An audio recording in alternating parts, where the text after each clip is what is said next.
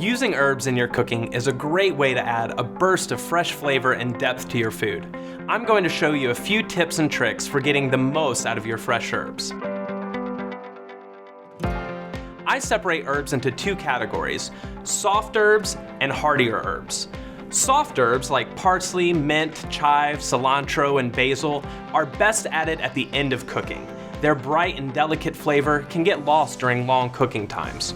Hardier herbs like oregano, thyme, sage, and rosemary should be added at the beginning of cooking to enhance the recipe's depth of flavor. Storing your herbs, whether homegrown or store-bought, is simple.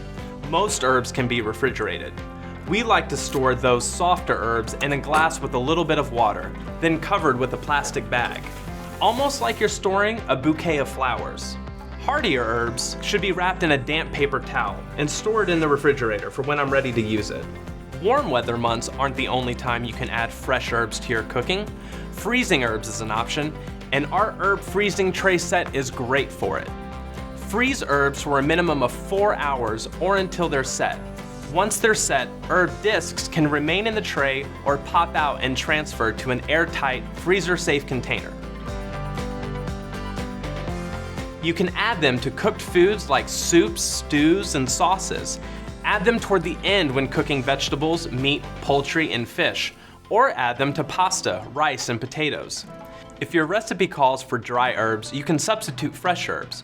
A rule of thumb is to use 3 times as much fresh herbs as dry.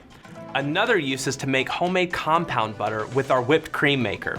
See our website for recipes like bacon chive, cilantro lime, lemon rosemary, and others. Those are just a few ways to spice up your cooking and how to get the most out of your fresh herbs.